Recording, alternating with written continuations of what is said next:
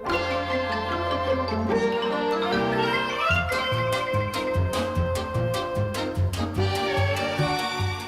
everybody, it's Chrissy, it's Wootini from GayGamer.net here with another weekly video podcast. As you can see, I have another new t-shirt, which is awesome. Unfortunately, I got this when I went to Nintendo New York to check out Tokyo Mirage Sessions. Always do a lap, make sure, see what they've got. They might have new stuff, and you know. Thankfully, there were no new Animal Crossing plushes. I have all of those.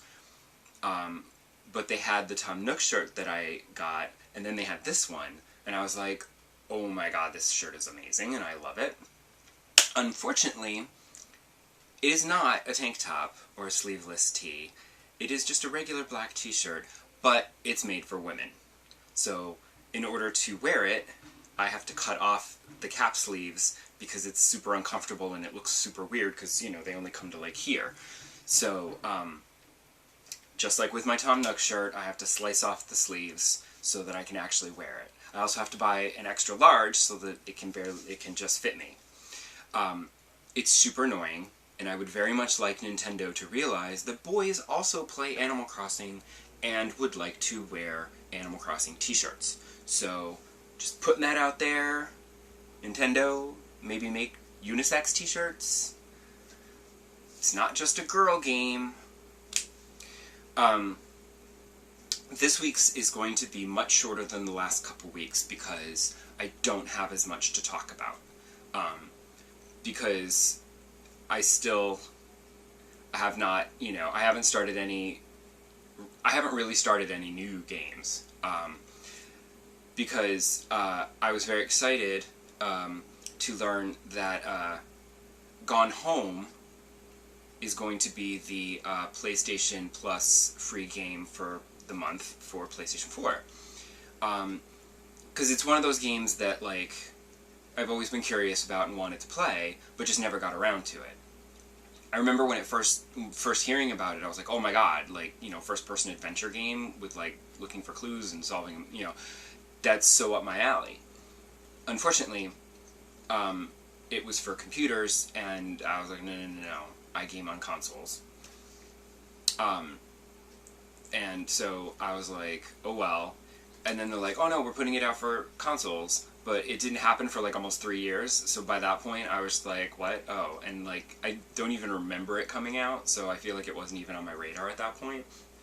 But, now it's the free game, so I will download it. Unfortunately, Sony releases the Xbox, Microsoft releases the free Xbox games on the 1st of the month, which is great. No waiting. Although there's nothing this month that I'm interested in, really. I still have to finish Dead Space. But Sony releases their games on the first Tuesday of the month. So, unfortunately, in this case, June started on a Wednesday, which means that I have to wait until the following Tuesday in order to download Gone Home, which is super annoying. So, I'll be talking about that next week. But for this week, I've just been killing time, so, you know, I played some Rock Band, because just like with the free games, like, Rock Band releases DLC that I'm like, oh, hey, I want to play Cherry Pie by Warrant. That's a great song. I will then... So then I will download that. I will boot up Rock Band so that I can play the new DLC, and then I'll play a bunch of other songs, too, while it's there. But then, I had a really bad week last week. I had a couple of very stressful days. Well, one day was sort of not great, and then the next day turned out to be, like, super crazy stressful, and I was just like, this is not cool. And I came home, and I was just like, oh my god, I can't deal with this. And I was like, I need to chillax. And I played Animal Crossing, and that was not enough. So, because that's usually what I do, like, at the end of the day, I'll, like, zen with my Animal Crossing, be like, and I'll just, you know, do my Animal Crossing stuff, and it's very soothing and calming and relaxing. It wasn't enough. So, I was on my PlayStation, and I saw I knew that, because I had looked in my PlayStation library, and because PlayStation does a lot of cross-buy stuff, there are games that I've bought on my PS3 or my Vita that I can now also download to play on my PS4. And while Journey is tempting, I went with Flower instead. So I downloaded Flower. Thankfully, it didn't take very long, because Flower is nice and soothing. Well, not that later level where there's all the electricity that you have to avoid. That gets a little stressful, but the earlier levels are just very soothing, and it was lovely. And I also discovered that even though they're cross-buys, they're technically separate games. So basically now in my trophy list, I have a list of trophies I got on the PS3 version, a list of trophies I got on the Vita version, and a list of trophies that I've got on the PS4 version. So that's a bit weird, but I don't mind because I don't play a lot of PlayStation games, so my trophy count, like, is really low. Like, I don't have a lot of trophies, so I look really unimpressive as a gamer on PlayStation. But Flower is lovely and soothing, and I was like, oh! Okay, I just remembered. See, this was not on my list of topics to cover this week, and I just now remembered that last week's episode I was talking about how I was playing Until Dawn. And, but I hadn't finished it yet. I was close, but I hadn't finished it yet. And now I have finished it, obviously, so I should talk about as a whole, because my impressions from the beginning of the game might have changed, because game endings can be a little bit wonky. However, I have to say that Until Dawn starts off really cool, then it gets, like, completely insane, and I was like, this is gonna... I was really afraid that it was just gonna completely fall apart. But to my surprise, introducing all those other elements into what I thought was a simple slasher plotline, they introduced these other, like, supernatural elements and stuff, and while one of the twists was super predictable and I saw it coming a mile away, the other twist, which isn't so much a twist because it's just sort of a revelation of this is what's really going on this mountaintop, that one I was actually surprised by.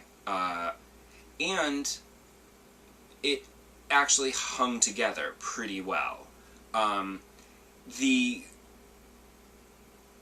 It ended up being like two plot lines, really, in the end. And while they didn't quite blend together perfectly, it wasn't as bad as I thought. I was actually very pleasantly surprised that the ending kind of hung together pretty well.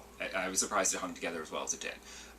The actual ending, I have to say, was a bit underwhelming. You know, because at the end of a game, you want, like, your big triumphant boss battle, and then there's this great ending cutscene, and you feel dun-dun-dun, it's all triumphant. But with this, you're basically just lucky to get out alive, and everyone's just grateful to be alive, and then there's, like, a little epilogue that could set up a sequel, which I actually hope they don't do. I would like them to maybe make another... I would love to play another game like this, but not with these characters. I'd like them to be, like, just do the same kind of thing, but with a whole different cast of characters and a whole different location and a whole different plot line. I think that could be really cool. But yeah, if you like horror movies and you like adventure games, check out Until Dawn. I actually have to go back because I want to try doing different things. But I thought I was going to have to play through the whole game again. But after you complete the game, you can go back and play each episode, like each chapter, separately. So I guess I can go through and, like, play it and then see what happens there. And then maybe get some more trophies, because I didn't get very many. So that's it for that. That would be a good way to kill time until I can play Gone Home. And I will see you back here next week, and I will talk about Gone Home, which I'm sure a bunch of you have already played, and don't really care to hear about again. But you will. So, I'll see you then. Bye.